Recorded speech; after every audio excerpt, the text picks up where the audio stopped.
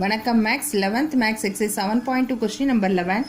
Show that this is divisible by x power 4. In the determinant value is divisible by x power 4 வரணும். அப்போ நம்மளோட answer வந்து multiplication of x power 4 வந்துச்சுனாவே அது divide ஆகும் தெரிஞ்சிடும். இப்போ நான் என்ன பண்ணுறேன்னா ஃபஸ்ட்டு ரோ 1 வந்து ஏவால் மல்டிப்ளை பண்ணுறேன், ரோ 2 வந்து பியால் மல்டிப்ளை பண்ணுறேன், அண்ட் ரோ 3 வந்து சியால் மல்டிப்ளை பண்ணுறேன். ஓகே, இந்த மாதிரி பண்ணும்போது எப்படி வரும்? ஏஆல் மல்டிப்ளை பண்ணால் இது ஏ கியூப் ஆகிடுமா? A cube plus A X square, அடுத்தது ஏ ஸ்கொயர் பி, அடுத்தது ஏ ஸ்கொயர் சி, ஏஆல் மல்டிப்ளை. அடுத்தது பி எடுத்துக்கோங்க, A B squared, B cube plus B X square, அடுத்தது பி ஸ்கொயர் சி, அடுத்தது சியால் பண்ணிக்கணும் A C square B C square, A cube C cube plus C X square.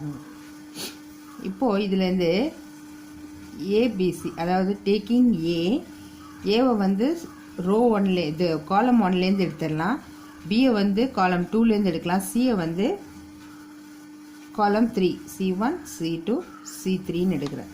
அப்போ வெளியில் எடுக்கும்போது இங்கே நான் ஒன்று மல்டிப்ளை பண்ணதுக்கு இங்கே இங்கே 1/ABC போட்டுருணும். இப்போ இங்கேருந்து நான் வெளியில் எடுக்கும்போது அது ஒரு ஏபிசி வரும், இங்கே ஒரு ஏபிசி வரும். இங்கே நம்ம மல்டிப்ளை பண்ணுறோம்ல, அதனால் இங்கே ஒரு ஏபிசி டிவைட் பண்ணணும். ஓகேவா? இப்போ நான் இது காலம் 1லேருந்து ஏவை எடுத்துட்டேன்னா எகெயின் இங்கே என்ன ஆகிடும்? A square plus X square வரும், வெறும் பி ஸ்கொயர் வரும், இங்கே சி ஸ்கொயர் வரும், இங்கே வந்து ஏ ஸ்கொயர் வரும், இது B square plus X square ஆகிடும், இது சி ஸ்கொயர் ஆகிடும். ஏ ஸ்கொயர், இது B square, X square plus C square plus X square. Okay, இப்போது அடுத்த ஸ்டெப் என்ன பண்ணுறோன்னா R1 என்ன பண்ணலான்னா இது மூணையும் ஆட் பண்ணுறேன். R1 R2 R3. இப்போ பாருங்கள் இந்த எக்ஸ்க்கு ஏ ஸ்கொயர் எல்லாம் கேன்சல் ஆகும், அதுக்காக வேண்டி தான் பண்ணுறோம்.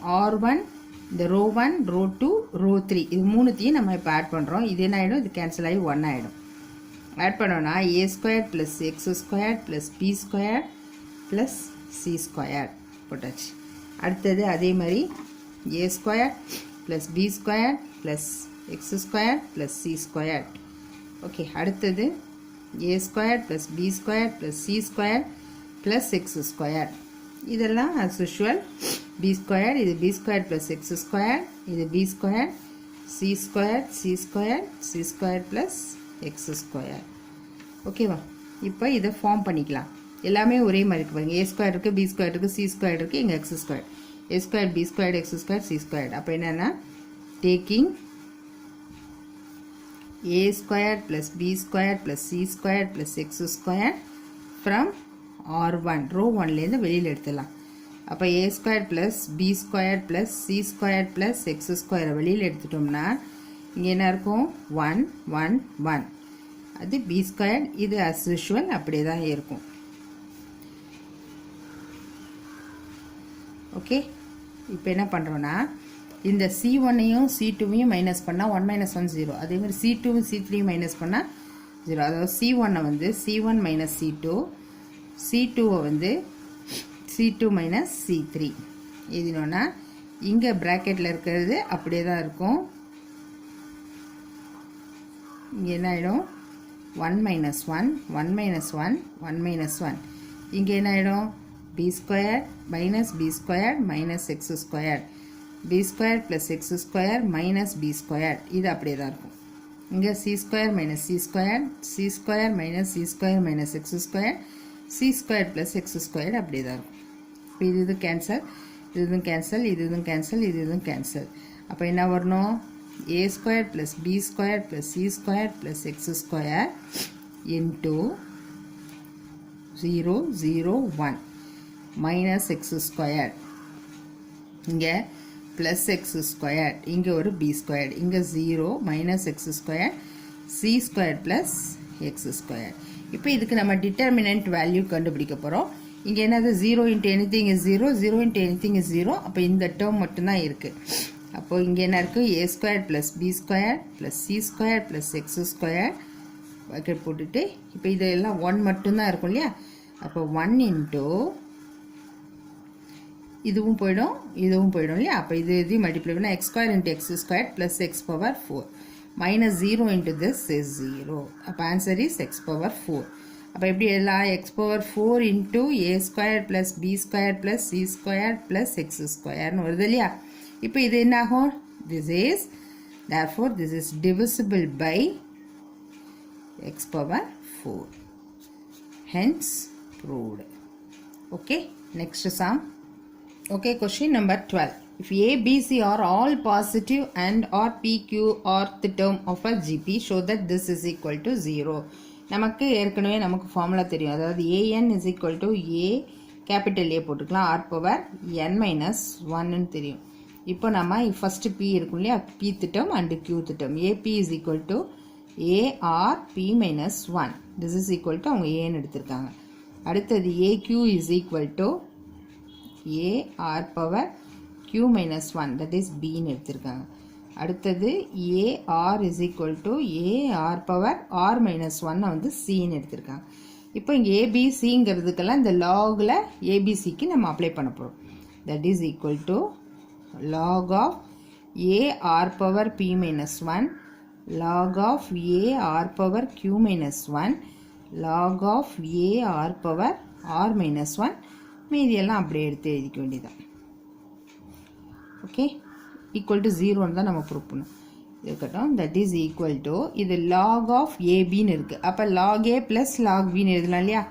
அதாவது log A plus log R power P minus 1. அதே மாதிரி log A plus log R power Q minus 1, log A plus log R power R minus 1. இது PQR 111. ஓகே, இப்போ இது வந்து ரெண்டு டேர்ம் இருக்கு இல்லையா? பிரித்து தனித்தனி டிட்டர்மினேட்டில் எழுதிக்கலாம் இல்லையா? அது எப்படி எழுதுவோம்? இது லாக் ஏ தான், எல்லாமே லாக் ஏ. இப்போ இதுவும் லாக் ஏ. இங்கே PQR 111. அடுத்த ஸ்டெப்பு ப்ளஸ் போட்டுக்கலாம். இங்கே மீதி என்ன இருக்குது? Log R power P minus 1, log R power P minus 1, sorry Q minus 1, log R power R minus 1, P Q R 111. சரியா? இதிலேருந்து நான் taking log A on outside. இது வந்து del 1, delta 1, delta 2ன்னு எடுத்துக்கலாம். இப்போ delta 1 எடுத்துக்கிட்டோம்னா log Aவை வெளியில் எடுக்கிறேன். வெளியில் எடுத்துட்டோன்னா 111 PQR 111, that is equal to 0. Because in the column 1 and column 2 are identical இல்லையா? ஸோ அது முடிஞ்சிச்சு. அடுத்தது இப்போ நான் டெல்டா 2 எடுத்துக்கிறேன். டெல்டா 2 எடுத்துக்கிட்டோம்னா இது வந்து பவர் ரூல் யூஸ் பண்ணோம்னா என்ன வரும்? P minus 1 into log R, P minus 2 into log, sorry Q minus 2 into log R, R minus 1 into log R. இங்கே PQR 111. இது என்ன பண்ணலாம்னா log R வந்து வெளியில் எடுத்துடலாம் இல்லையா? காமனாக இருக்குது. log R வெளியில் எடுத்துட்டேன்னா P minus 1, Q minus 1, R minus 1, 11, sorry PQR 111 இல்லையா? இப்போ இதில் என்ன பண்ணுறேன்னா இந்த C1ஐயும் C3யும் நான் ஆட் பண்ணுறேன். அதாவது C1 plus C3, that is equal to இந்த log R அப்படியே வச்சுக்கிட்டு இது ரெண்டையும் ஆட் பண்ணினா என்ன வரும்? இது -1 + 1 0 ஆகிடும். இது -1 + 1 0 ஆகிடும். இதுவும் -1 + 1 0 ஆகிடும். அப்போ என்ன வரும்?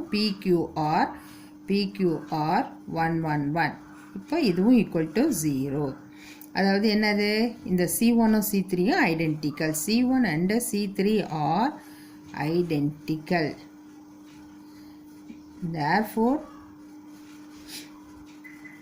இங்கே வந்து this is determinant A ன்னு எடுத்துக்கிறேன். அப்போ தான் உங்களுக்கு substitute. Therefore determinant A equal to 0. Hence proved. Okay. Next sum. Okay, question number 13. Find the value of this if x, y, z is not equal to 1. இப்போ நான் ரெண்டு இது இதில் யூஸ் பண்ண போகிறேன். அதாவது log A to the base A equal to 1. இப்போ இந்த 1க்கு பதிலாக நான் தேவையானபடி எடுத்துக்கிறேன். இங்கே வந்து xx எடுப்பேன், இங்கே yy எடுப்பேன், இங்கே வந்து z எடுத்துக்கோ பேஸு.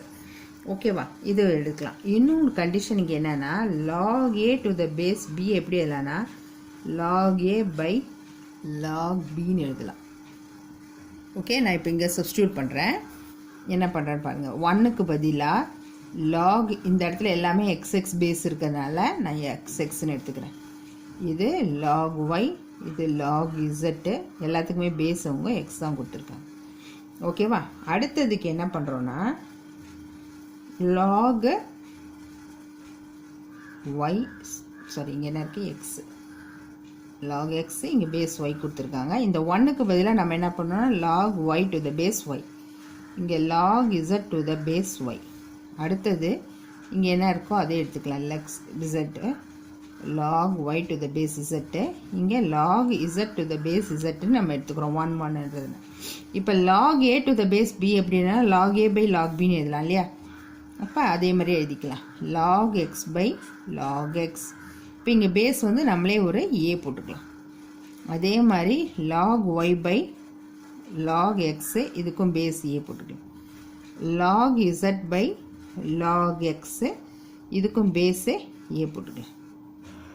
அடுத்தது அதே மாதிரி log x by log y, அடுத்தது log y by log y, அடுத்தது log z by log y, எல்லாத்துக்கும் பேஸு a போட்டுக்கலாம். அடுத்தது அதே மாதிரி log x by log z, log y by log z,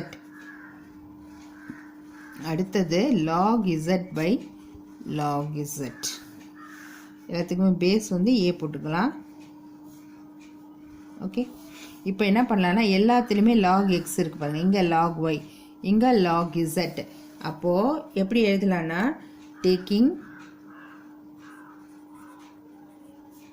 1 by log x, 1 by log y, 1 by log z, இதுக்கு base a போட்டுக்கலாம். From ஒரு ரூல்லேருந்து r1 r2 r3 ஒரு ரூல்லேருந்து இப்படி எடுத்துக்கிறோம். அப்போ என்ன வரணும் 1 by ஃபுல்லாக log x log y log z, the base a எடுத்துட்டோன்னா இங்கே என்ன ஆகிடும், நியூமரேட்டர் மட்டும்தான் இருக்கும், டினாமினேட்டர் கேன்சல் ஆகிடும்.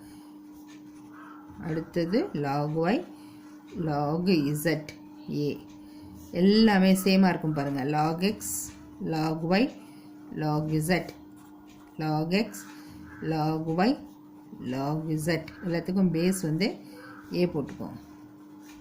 இப்போ நமக்கு 2 ரோவும் 2 காலமும் ஈக்குவலாக இருந்தாவே ஐடென்டிக்கல் 0 வேல்யூ வந்துடும். log x log y log z log x log y எல்லாமே இதாக இருக்குது. அப்போது தட் இஸ் ஈக்குவல் டு என்ன ஆகிடும், வேல்யூ 0 ஆகிடும். பிகாஸ் r1 r2 r3, அதாவது r1 and r2 and r3 are identical. Therefore value is 0. Okay, next sum next video la paakalam. Thank you.